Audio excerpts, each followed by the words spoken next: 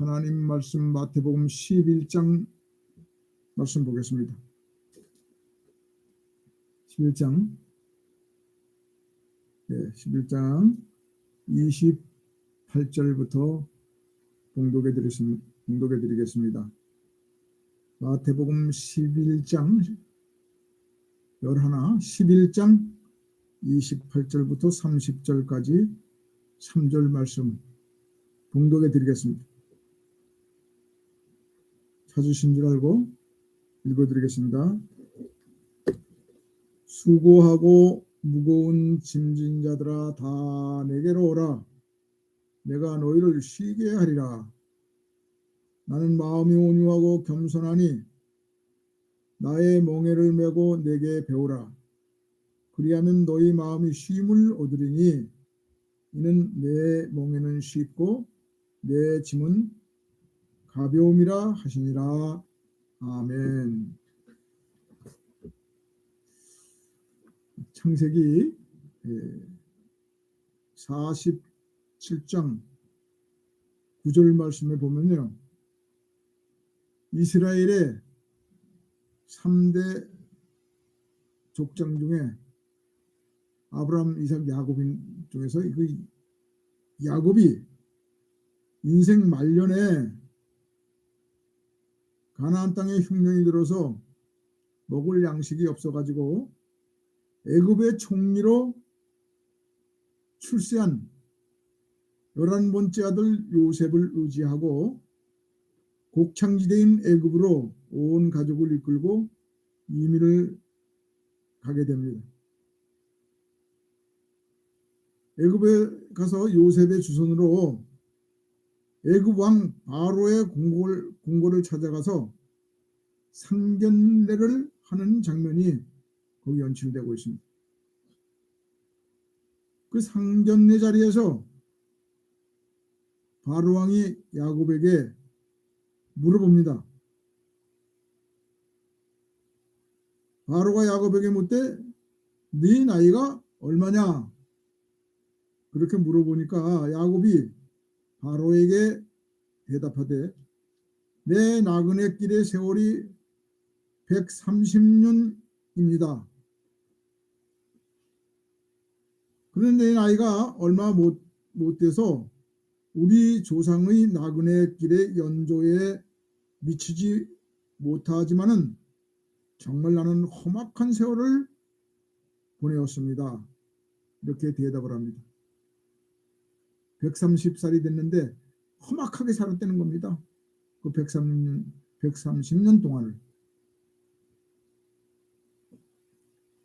그렇게 바로 왕을 상면한 다음에 야곱은 애굽에서 17년을 더 살다가 147세에 사망을 했는데 그 야곱의 일생은 그가 바로 왕에게 고백한 대로 정말 파란만장하고 험악한 그런 생애를 살다가 조상에게로 돌아간 사람입니다. 성경에서 개인의 그 일상을 자세하게 기록한 사람은 이 야곱이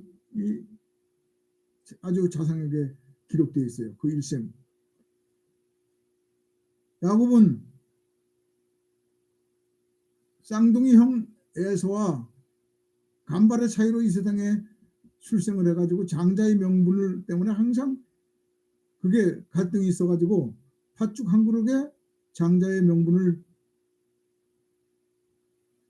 형 에서에게 반 사기치는 것처럼 그렇게 양보를 받게 됩니다.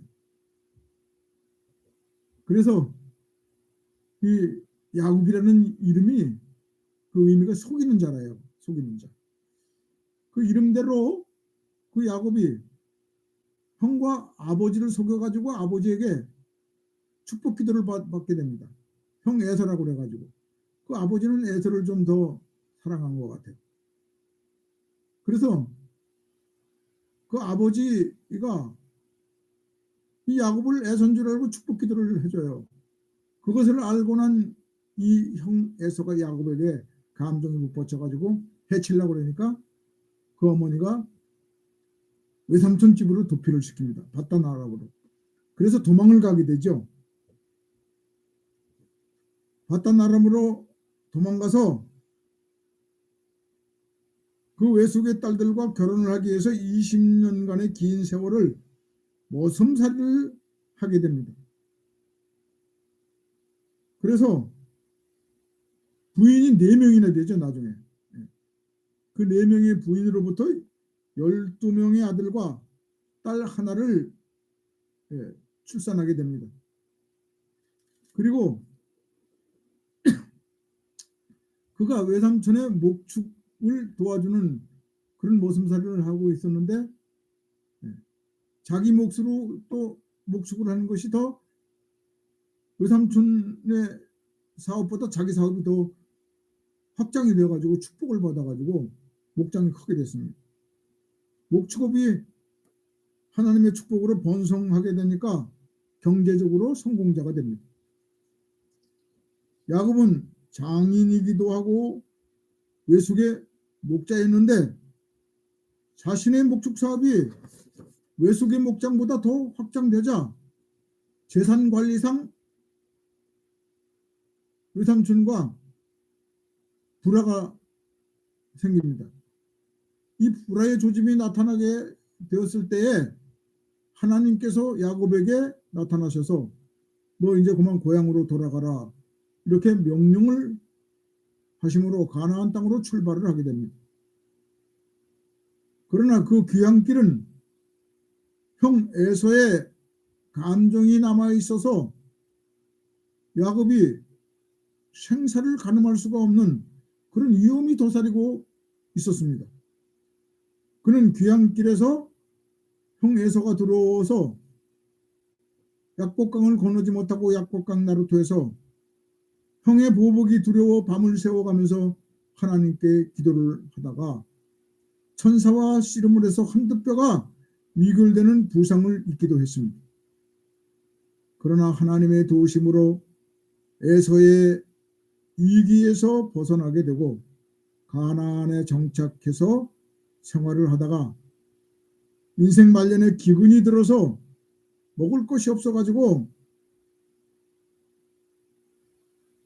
애굽에서 총리로 있는 요셉이 그 아버지를 또 초청을 하고 하는 바람에 가족들을 데리고 애굽으로 이민을 가게 됩니다. 그 애굽 땅에서 17년을 더 살다가 147세에 사망을 해가지고 야곱은 그 시신을 가나안 땅에 매장을 하게 됩니다. 이렇게 야곱의 그 일생이요 아주 처음부터 끝까지 싹 기록되어 있어요. 성경에 야곱의 일생처럼 그렇게 자세하게 기록된 사람이 없어요. 오늘 우리가 읽은 말씀과 야곱의 이야기는 좀 상이한 것 같아도 참으로 그 야곱의 인생살이가 수고하고 무거운 짐을 지고 가는 순례자의 길이라고 말할 수가 있겠습니다.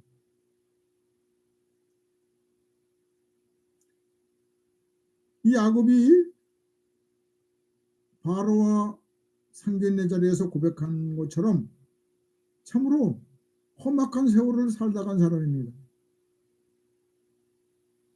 부인을 4명씩이나 거느리고 사는 게 쉽겠습니까? 뭐 여러 가지죠. 형 에서의 미움을 받아가지고 고향에도 제대로 갈 수가 없었고 도망을 가기도 하고 이렇게 험악한 세월을 사는 게 맞아요. 그런데 어찌 비단 야곱의 인생만 험악하다고 말할 수 있겠습니까? 아담 이후에 이 지구상에 왔다가 간 모든 인간들은 다 나름대로 야곱보다 더욱 힘들고 험악한 무거운 짐을 지고 살다가 죽음의 길로 가는 사람들이 부지기수일 것입니다. 그래도 야곱은 어머니 태중에서부터 하나님께서 로마서 9장 13절에 보니까 기록된 바 내가 야곱은 사랑하고 에서는 미워하였다 하심과 같으니라. 그렇게 기록되어 있습니다.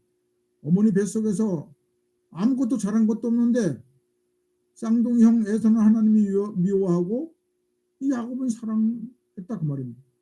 얼마나 야곱은 축복을 받은 사람인가 하는 것을 알 수가 있어요. 그런데도 그 인생이 참으로 험악한 세월을 살았다고 고백을 했습니다.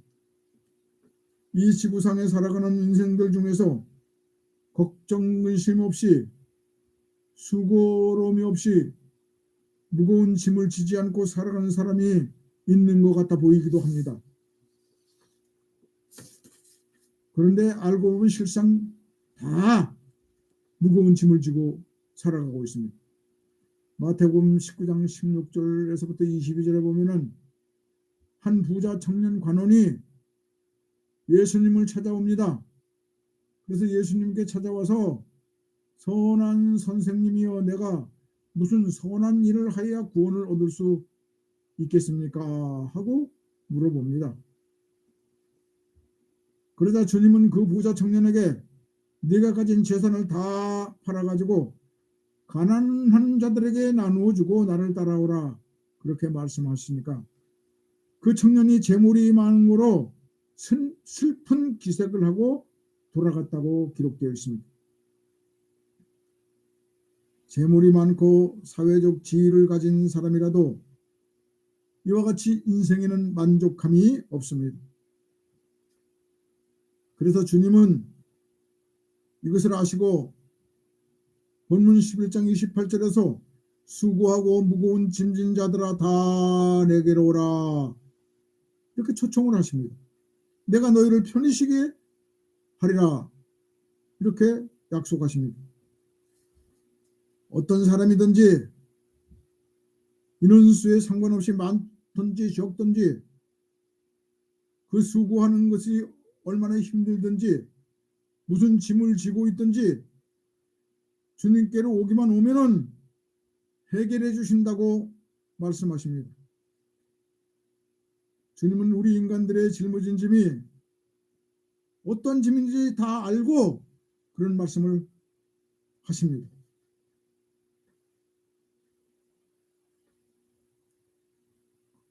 우리 인간들의 무거운 짐은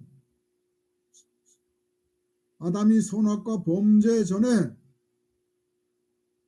구제 시대에는 낙원에서 무거운 짐 같은 것은 없고 하나님께서 창조하신 만물을 다스리며 하나님이 주신 사명만 감당하게 되어 있었습니다. 무거운 짐이 없었어요. 무제 시대입니다. 죄 짓기 전에.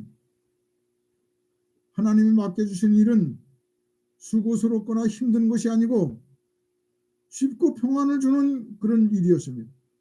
그런데 인간이 범죄함으로 다스리고 관리해야 하는 우주 만물들이 모두가 다 인간에게 다스림을 받기는커녕 인간과 함께 저주를 받아 땅이 가시와 엉겅퀴를 내고 짐승들은 사나워져서 서로 약육강식을 하며 모든 자연은 서로 해치며 원수가 되어 찌르고 아픈 것이 나왔고 인간은 서로 대적하고 무기를 만들어 가지고 죽이고 원수가 되고 사랑이 식어졌습니다. 이 핵시계가 돌아가는 게 이제 몇 초 안 남았답니다. 여러분. 그렇게 지금이 말세적인 현상이라고 뉴스에 나왔어요. 그 결과 인간에게 가장 무거운 짐은 죄의 대가로 찾아온 죽음입니다. 죽어야 되고 그리고 둘째 번 사망 주님의 재림시에 마지막 심판을 받아서 지옥 형벌을 받아야 됩니다. 전도서 3장 11절 말씀에 보면 하나님이 모든 것을 지으시되 때를 따라 아름답게 하셨고 또 사람들에게는 영혼을 사모하는 마음을 주셨느니라. 그러나 하나님의 하시는 일의 시종을 사람으로 측량할 수 없게 하셨다고 기록되어 있습니다. 인생은 누구나 죽음 앞에서는 절망적입니다. 왜 그렇습니까? 그것은 인생들이 영혼을 사모하는 마음이 있기 때문입니다. 근데 영원히 살지 못하고 죽음 때문에 마음이 항상 무겁고 수고로운 그런 생활을 해야 됩니다. 그러므로 주님께서 초청하신 이유는 이 죽음의 문제를 해결해 주신다는 그런 메시지인 것입니다. 인간의 죽음은 죄값입니다. 로마서 6장 23절에 보면 죄의 삭은 사망이라고 기록되어 있습니다. 주님은 무거운 죄짐을 지고 이것을 벗어보려고 애쓰고 수고하는 인생들을 초청하셨습니다. 무거운 짐진 자들아, 수고하고 무거운 짐을 가지고 내게로 오라는 것입니다. 그러면 주님이 편히 쉬게 해주신다는 겁니다. 무거운 죄짐은 인간의 수고로는 벗을 수가 없는 불가능한 일입니다. 모든 수고를 해도 헛수고뿐입니다. 그러나 주님께로 가면 다 해결해 주신다고 말씀하십니다. 편하게 해 주십니다. 안전한 구원의 길을 열어주십니다. 이 죄 문제를 풀기 위해서는 영안이 열려져야 됩니다. 영안이 열려지면 주님께서 하나님의 아들이시고 구세주이신 것을 깨닫게 됩니다. 그런데 사람들이 주님께로 가지 않습니다. 그리고는 인간 방법으로 해결해 보려고 수고하고 가르치는 자들이 있습니다. 유대교의 지도자들입니다. 마태복음 23장 4절에 보니까 그들은 무거운 짐을 묶어서 사람의 어깨에 지우되 자기는 이것을 한 손가락으로도 움직이려 하지 아니하며 남에게만 무거운 짐을 지운다, 그렇게 지적하고 있습니다. 그러나 주님께 가서 배우면 해결이 됩니다. 가볍습니다. 주님께서 다 해결해 주십니다. 주님은 내게 배우게 되면 쉽다고 하십니다. 그러므로 모든 인생은 주님께로 가야 합니다. 주님은 세상에 오셔서 나로 말미암지 않고는 아버지께로 올 자가 없다고 알려주셨습니다. 그리고 주님은 하나님만이 하실 수 있는 온갖 이적과 기사도 보여주시고 하늘의 계시의 말씀도 들려주셨습니다. 그러함에도 듣는 귀가 막혀서 눈이 멀어서 저들은 피리를 불고 호곡을 해도 온통 무감각이라고 성경은 그들의 무감각을 지적하고 있습니다. 예수를 배척하고 오히려 예수님을 십자가에 못 박아 죽였습니다. 주님은 그들이 애처로워서 통탄하시면서 주님이 제일 많이 복음을 전했던 고라신과 가버나움아, 너희가 소돔보다 더 악하다고 그들이 돌아서기를 원하시며 애통하게 외치셨습니다. 수고하고 무거운 짐진 자들아, 다 내게로 오라. 내가 너희를 편히 쉬게 하리라고 외치셨습니다. 한동안 코로나 역병이 온 세계를 공포스럽게 위협을 했고 그 배후에는 죽음이 공격적이요 찌르는 가시와 엉컹기였고 무거운 짐이 되어 수많은 관계자들이 이 고비를 넘기려고 수고하고 힘들었습니다. 많은 인생들이 희생당했습니다. 이와 같은 세상에서 어떤 일이 벌어질지 우리는 알 수가 없습니다. 그러함에도 사람들은 자기 나름대로 평안을 유지해 보려고 갖가지 방법을 다 동원해 봅니다. 그러나 소용이 없습니다. 이와 같은 세상에서 우리가 만일 신앙인이 아니었다면 얼마나 더 힘들었겠습니까? 우리는 감사해야 됩니다. 그리고 항상 겸손함으로 주님께 배워야 됩니다. 언제나 겸손하신 주님을 닮아가야 됩니다. 주님 안에서 평안을 누리며 성령 안에서 말씀을 의지하며 기도해야 될 것입니다. 주님의 멍에는 쉽다고 말씀하셨습니다. 주님이 우리의 모든 죄짐을 대신 져주시고 그리고 우리를 인도해 주십니다.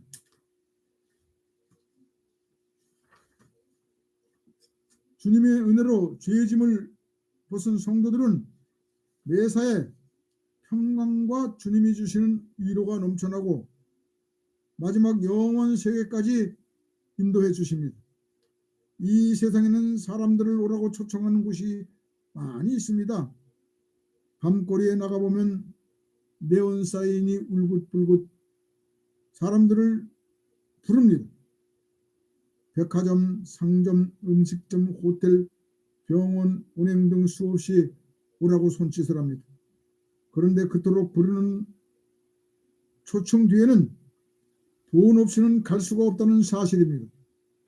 조건이 따르는데 올 사람들은 돈을 지참하고 와야 된다는 말입니다. 그런데 예수님의 초청은 세상과 다릅니다.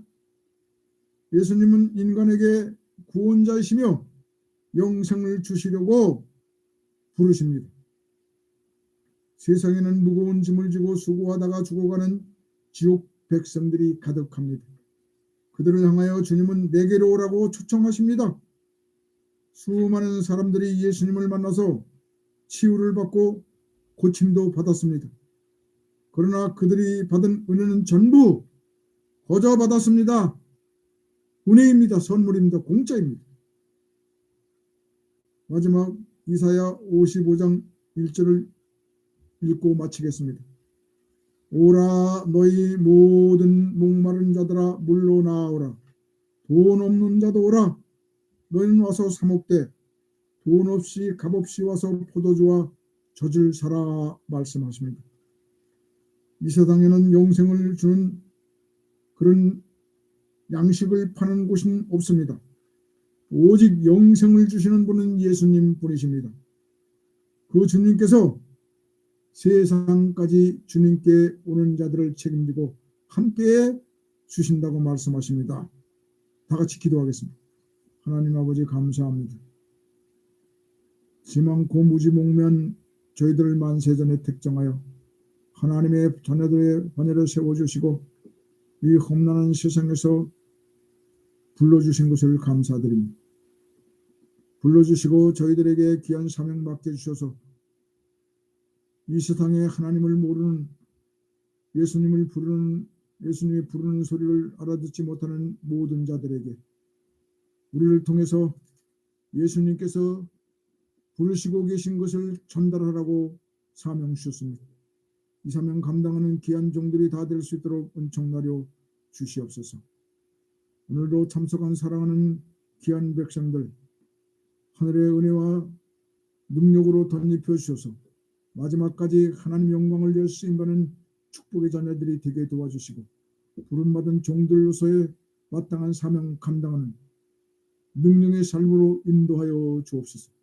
주님 오시는 그날에 할렐루야 영광 돌리시는 귀한 종들 되게 하시고 저들의 모든 삶의 영역 속에서 경제생활도 축복해 주시고 무엇보다도 건강의 축복 주시옵소서. 주님께 감사드리며 예수님의 거룩하신 이름으로 기도드렸습니다. 아멘. 찬송가 520장 하겠습니다.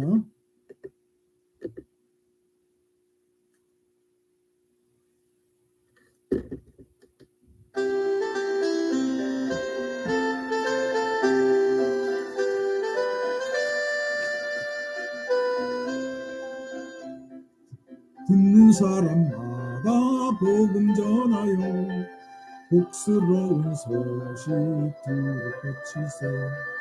모든 사람에게 전할 소식은 어느 누구나 오라.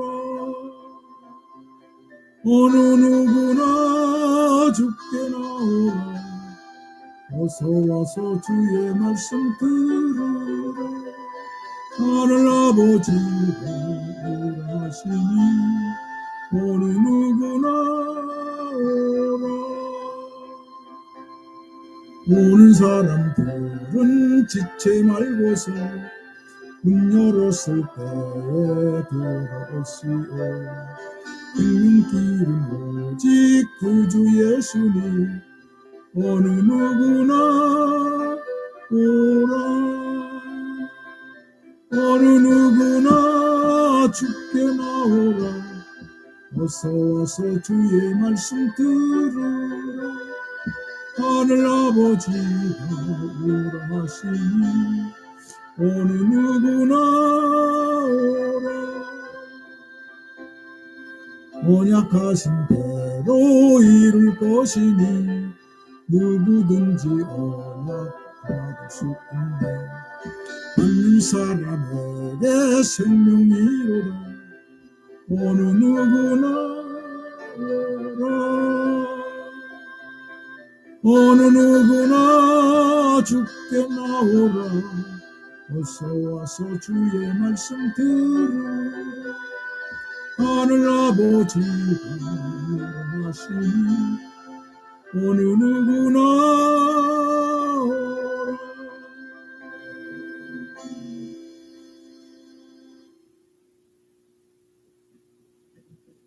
네, 감사합니다.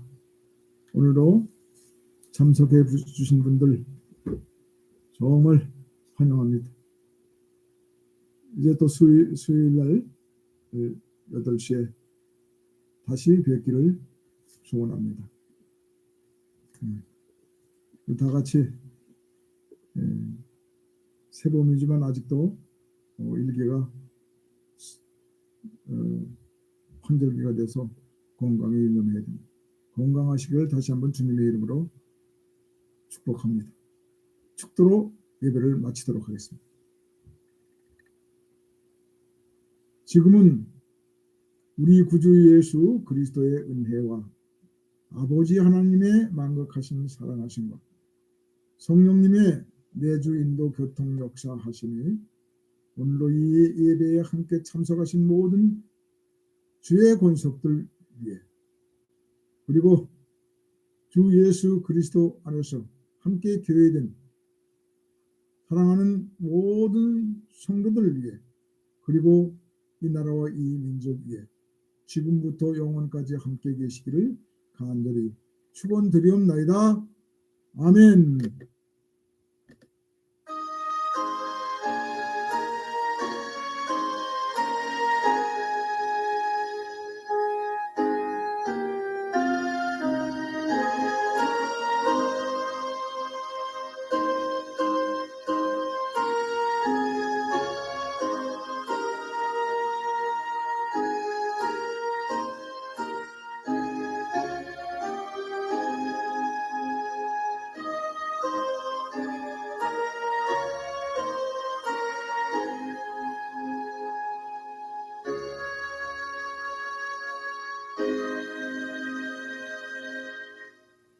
할렐루야. 감사합니다. 명절 잘 보내세요.